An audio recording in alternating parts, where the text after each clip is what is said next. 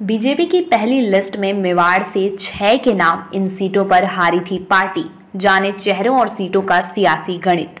BJP ने अपनी पहली सूची में उदयपुर संभाग के वागड़ क्षेत्र के 5 और उदयपुर जिले की 1 सीट पर भी नामों की घोषणा की है। इन सीटों पर बीजेपी की पकड़ कमजोर मानी जाती है। राजस्थान में विधानसभा चुनाव का बिगुल बज गया है। निर्वाचन विभाग द्वारा राजस्थान में 23 नवंबर को चुनाव की घोषणा करते ही आचार संहिता लागू हो गई है। आचार संहिता के लागू होते ही भाजपा बीजेपी ने अपने प्रत्याशियों की पहली सूची जारी कर दी है।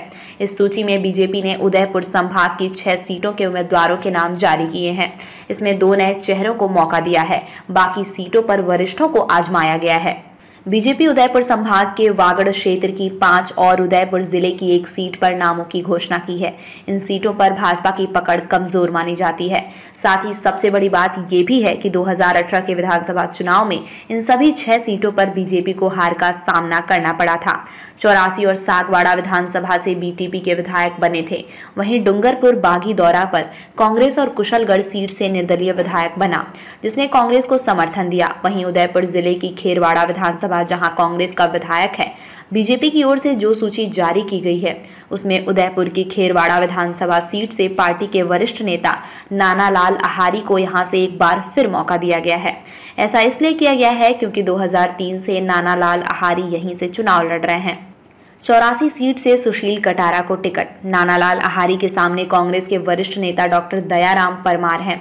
इस सीट पर राजस्थान की सरकार की तरह ही बदलाव होते हैं। यहाँ हुए 4 चुनाव में दोनों आमने सामने हुए, जिसमें 2-2 बार दोनों जीते। इसी तरह डूंगरपुर जिले की 84 विधानसभा सीट की बात की जाए तो यहाँ से बीजेपी ने सुशील कटारा को मैदान में उतारा है।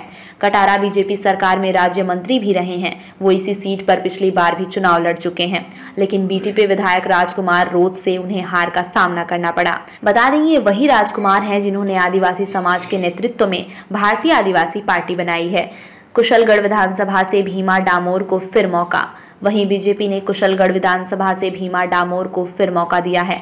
डामोर 2018 चुनाव ने भी इसी सीट से बीजेपी के प्रत्याशी थे। भीमा डामोर को 2018 के चुनाव में यहां निर्दलीय रमिला खड़िया से हार का सामना करना पड़ा था। रमिला खड़िया ने कांग्रेस को समर्थन दिया और सीएम अशोक गहलोत की करीबी भी मानी जाती है। वहीं बीजेपी ने बागी दौरा विधानसभा सीट से इस बार नए चेहरे के रूप में महिला को उतारा है। यहाँ से कृष्णा कटारा को मौका दिया गया है। यहाँ से पिछले 3 बार से लगातार महेंद्रजीत सिंह मालवीय जीतते आ रहे हैं। वे राज्य सरकार के इस कार्यकाल में मंत्री थे और अभी CWUC में सदस्य हैं।